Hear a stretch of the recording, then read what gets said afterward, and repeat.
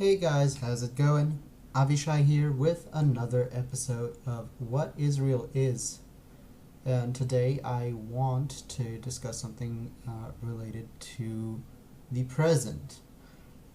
More specifically, I want to talk about the Israeli governing body. And this is to kind of illustrate why things are the way they are in more ways than one. So, to put it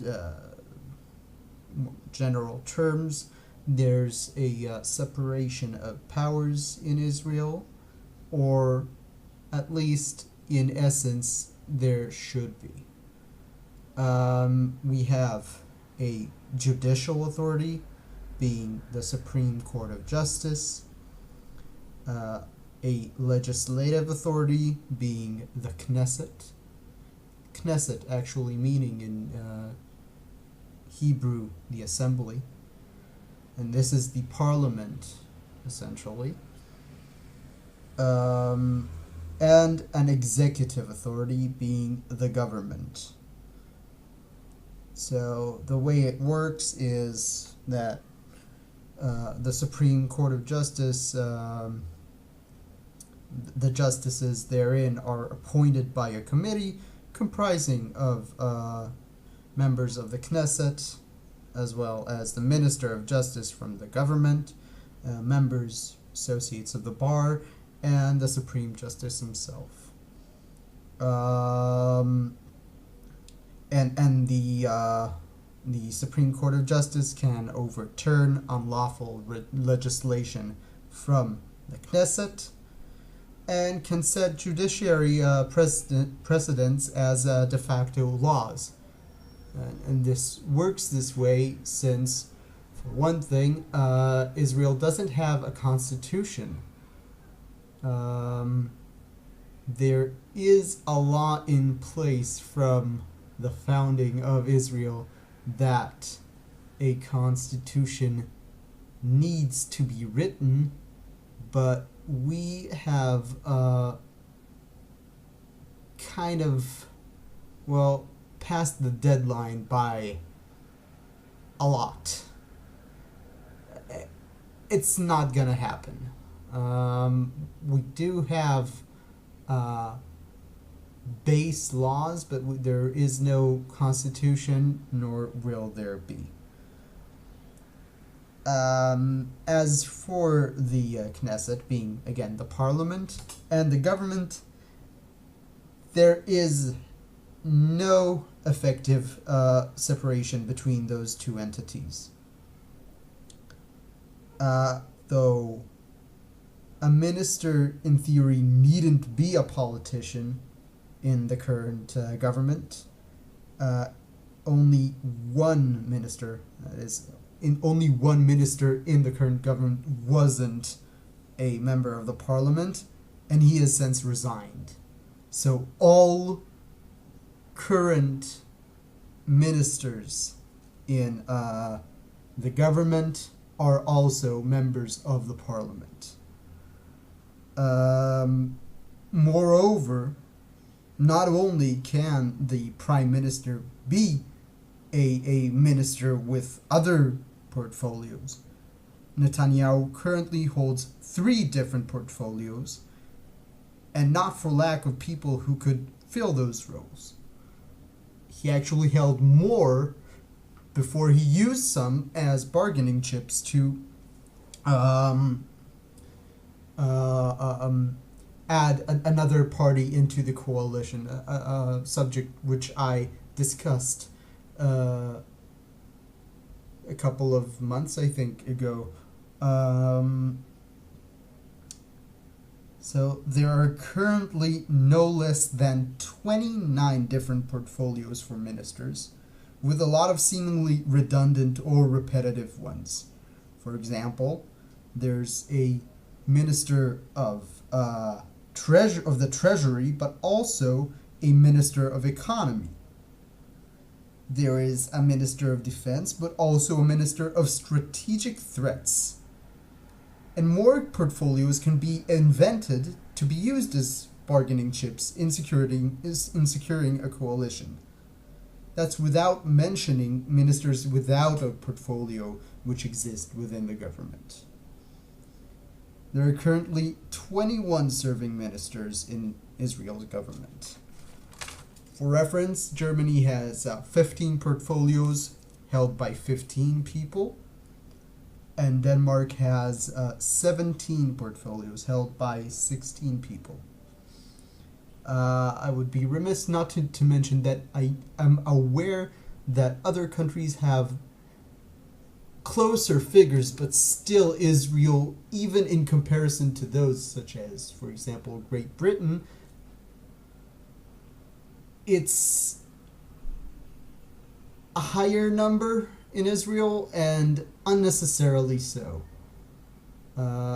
because the UK is essentially a union of several different countries, so there are certain needs for some portfolios.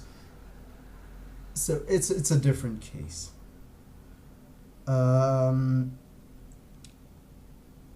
all of that is not even the worst part of it. So let's talk a bit about the makeup of the Knesset. The Knesset is essentially made up of three major electoral clusters. There is a Zionist cluster, there is an Orthodox cluster, and there's an anti-Zionist cluster. So, in short, the Zionist cluster is made up of people who are mostly Jewish and range from secular to modern Orthodox, or what we call in Israel National Orthodox. And it is called so because essentially those are people who believe in Israel as a Jewish nation state. The second cluster, the Orthodox cluster, is comprised of Orthodox Jews, and the third, the anti-Zionist cluster, is made out of Arabs. The Zionist cluster is the largest cluster by far, and comprises of the center left and the right. The center left is considered a single grouping. Essentially, there's only one true liberal left party, and another that is traditionally viewed as left, but is doing its best to not be perceived as such. There are also other centrist parties therein. And the right also is comprised of several different parties. The Orthodox cluster is a sectorial cluster, and traditionally it is apathetic to policy and more concerned with upholding the unity of faith and state in Israel, as well as providing social benefits to the Orthodox sector. And then there's the anti-Zionist cluster, which is opposed to Israel's definition as a nation state for the Jewish people. They have never sat in any coalition, and it is very doubtful that they ever will. And it is partially because they themselves refuse to cooperate with the Zionists, as they put it. It should be noted that there are four ideologically distinct parties within this cluster, but all are in opposition of Jewish statehood, and all are essentially running under the same list because of a law. It's a long story, and it really doesn't have anything to do right here. But that's all there is to that. And within all of this, within this constellation, there are only two types of coalitions that can be formed.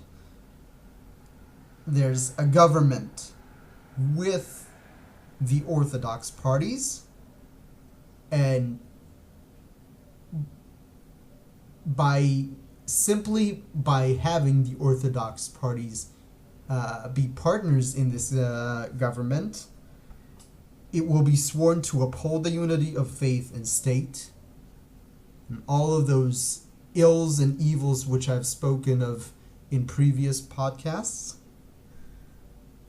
Or a grand coalition with the center-left parties in, or at least part of them in the coalition, and without the Orthodox parties, but which is led by the right.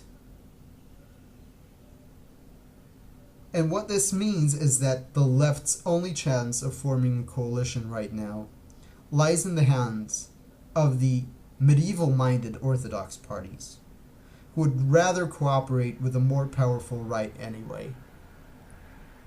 And this is the bleak reality in which I live right now. And this is why you won't see any change in policy in Israel in any foreseeable future. And this is it for today. And I'll see you guys next week. Until then, have an awesome week.